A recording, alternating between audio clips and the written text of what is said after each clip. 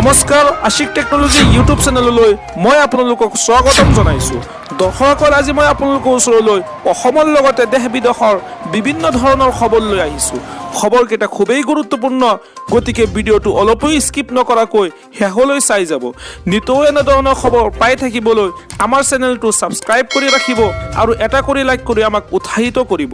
আহক এতিয়া আমি ভিডিঅ'টো আৰম্ভ কৰোঁ। আজি আমাৰ প্ৰথম খবৰটো এটা গুৰুত্বপূৰ্ণ খবৰ, এটা বিগ ব্ৰেকিং নিউজ। অমৰনাথত জলপ্ৰলয়ৰ তাণ্ডৱ, 15 জনৰ মৃতদেহ উদ্ধাৰ।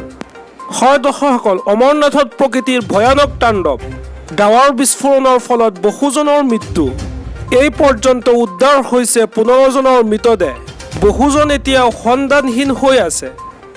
NDRF, SDRF, ITBP বাহিনীয়ে চলাইছে উদ্ধাৰ অভিযান। লগতে উটুৱাই নিলে অমৰনাথত বাসৰ পাতি থকা বহুকেইটা কেম্প। এতিয়া আত্মীয় স্বজনক বিচাৰি হাহাকাৰ হৈছে অমৰনাথত। আজি আমাৰ পৰৱৰ্তী খবৰটো এটা গুৰুত্বপূৰ্ণ খবৰ, এটা বিগ ব্ৰেকিং নিউজ। 6 কিলোমিটাৰ দূৰলৈ যুৱকক মহতিয়াই নিলে ৰাজধানী এক্সপ্ৰেছে। হয় দৰ্শকসকল, ৰাজধানী এক্সপ্ৰেছে 6 কিলোমিটাৰ দূৰলৈ মহতিয়াই নিলে এজন যুৱকক। গুৱাহাটীৰ চন্দ্ৰপুৰত ভয়ংকৰ ৰেল দুৰ্ঘটনা। চন্দ্ৰপুৰৰ ঠাকুৰকুছি ৰেল ষ্টেচনত সংঘটিত হয় দুৰ্ঘটনাটো। পানীখাইটি ৰেল ষ্টেচনত উদ্ধাৰ হয় যুৱকজনৰ মৃতদেহ। নিহত যুৱকজন হাজংবাৰী গাঁৱৰ বুলি জানিব পৰা গৈছে। ঠাকুৰকুছি ষ্টেচনৰ সমীপৰ হাজংবাৰীত ৰাজধানী এক্সপ্ৰেছে খুন্দিয়াই যুৱক। ঠাকুৰকুছি ষ্টেচনৰ পৰা পানীখাইটি ৰেল ষ্টেচনলৈ মহতিয়াই নিলে যুৱকজনক। আজি আমাৰ ইয়াৰ পৰৱৰ্তী খবৰটো এটা গুৰুত্বপূৰ্ণ খবৰ, এটা বিগ ব্ৰেকিং নিউজ।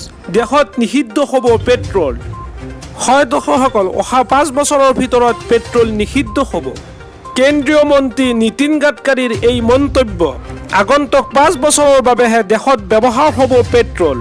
5 বছৰৰ পাছত পেট্ৰল ব্যৱহাৰ বন্ধ হ'ব দেশত। পেট্ৰলৰ পৰিৱৰ্তে দেশত ব্যৱহাৰ কৰা হ'ব জীৱাশ্ম ইন্ধন। সেউজ হাইড্ৰজেন প্ৰস্তুত কৰি ইন্ধন হিচাপে ব্যৱহাৰ কৰাৰ প্ৰক্ৰিয়া আৰম্ভ কৰা হৈছে। প্ৰতি কিলোগ্ৰাম সেউজ হাইড্ৰজেন বিক্ৰী কৰা হৈছে 70 টকাত।